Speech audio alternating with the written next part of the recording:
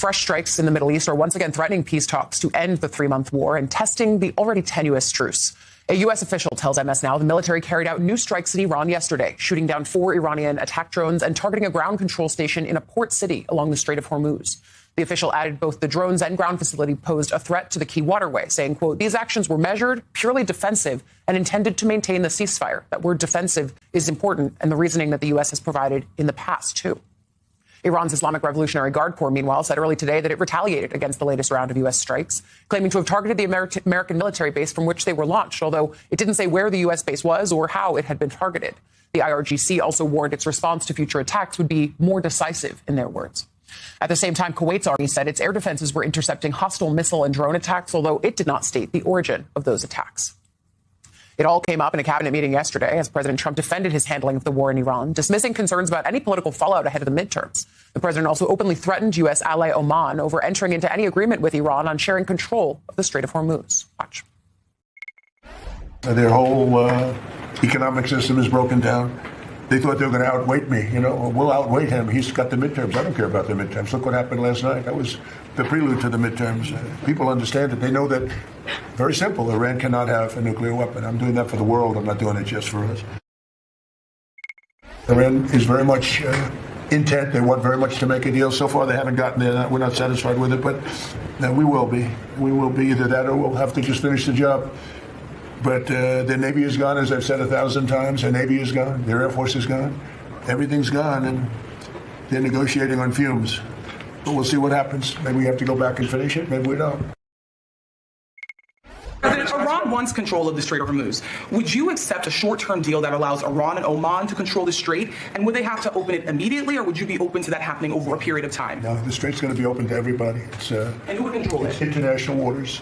Nobody's going to control it. We're going to watch over it. We'll watch over it, but nobody's going to control it. That's part of the negotiation that we have. They would like to control it. Nobody's going to control it. It's international waters, and Oman will behave just like everybody else, and we'll have to blow them up. They understand that. They'll be fine.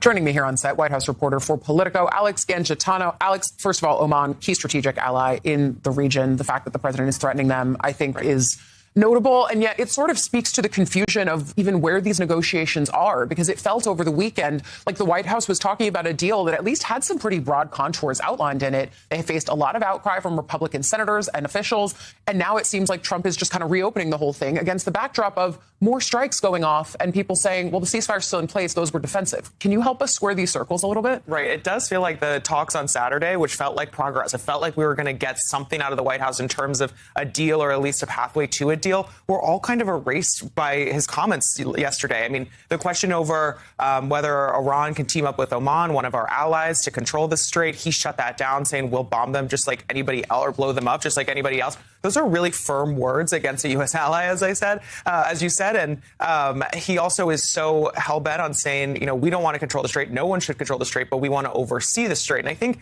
terms like that are where the negotiations getting held up, because they're looking at control, but walking it back into an oversee process. And Iran is looking at, no, we want to control this. Maybe let's try to team up with an ally to soften the blow to the U.S. But that's something that it seems like the White House is not willing to take. So at this point, it looks like, yes, the ceasefire is holding because these are defense strikes. As you said, that's one of the key words they're using here.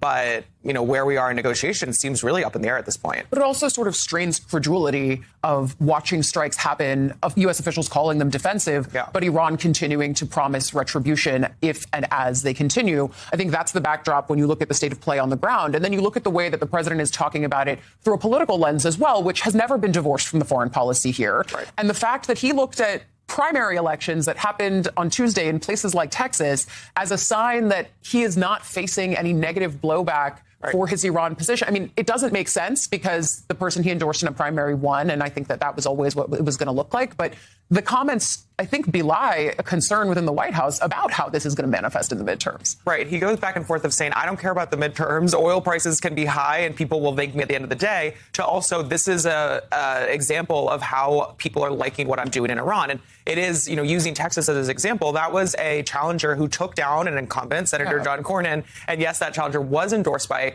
President Trump at the end of the day. But what he's really doing is making these Republicans in Congress lives very difficult because they have to answer for this war in Iran that wasn't their idea, that they never got to vote on, that they never had to have a say on. And it was all the president's decision. And some of them are defending it. Some of them aren't. They're stepping in when they want to. And they're weighing when they go out on the campaign trail how much they can talk to the American public about this, how much they want to answer questions, how much they want to have the president's back. It's a really hard gamble for them right now. And of course, we saw, two prominent incumbents already go down, Senator John Cornyn and Senator Cassidy. And that's because the president wanted to see his own allies in the Senate.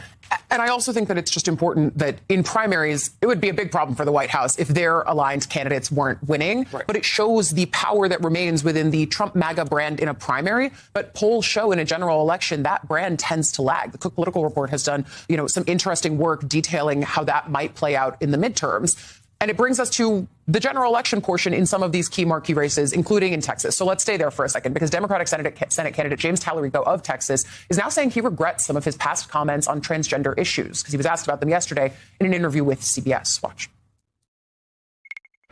In 2021, in a speech during debate over transgender issues, you said God is non-binary. What did you mean by that? Well, I think I was being intentionally provocative with that statement.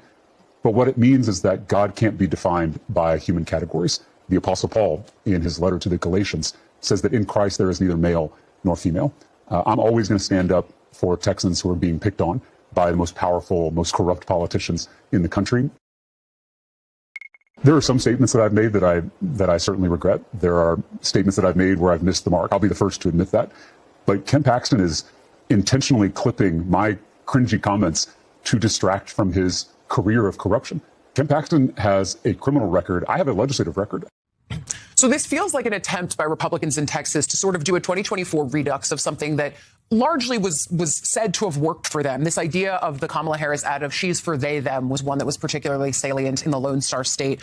But what do you make of the fact that right out of the gate, Ken Paxton, an embattled and scandal-ridden candidate who even Republicans have to quietly delete their own tweets about in order to pivot to the general election, is coming out basically with an argument about masculinity and Tallarico? I mean, what does that say?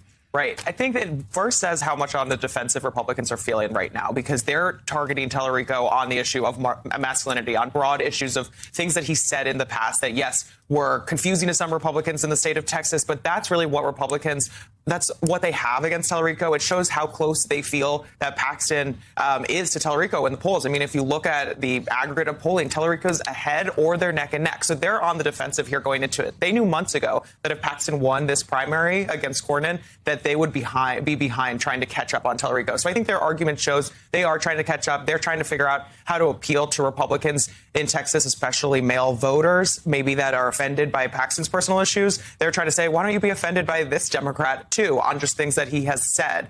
My big takeaway, though, on how this is going to work in Texas from talking to donors all day yesterday was this is going to be a very, very expensive race. And it's an expensive race that Republicans didn't want to spend on. They want to be spending in North Carolina. They want to be spending in Michigan, in Iowa, wherever else. And now they're looking at Texas as an issue for them because they have to raise a lot of money in order to beat Tallarico. The primary itself, over $100 million were spent, and tens of millions of those dollars were negative ads on the airwaves in Texas against Ken Paxton, in part by some Republican leadership organizations that now have to turn around and support Paxton. You had John Thune yesterday basically speaking to that fact, saying, yeah, I recognize and understand that we were backing John Cornyn. He's our colleague here in the Senate, right, but we are now fully behind Ken Paxton. Life comes at you fast in politics. It's a good reminder. White House reporter for Politico, Alex Angitano, great to see you. Thank you for coming on.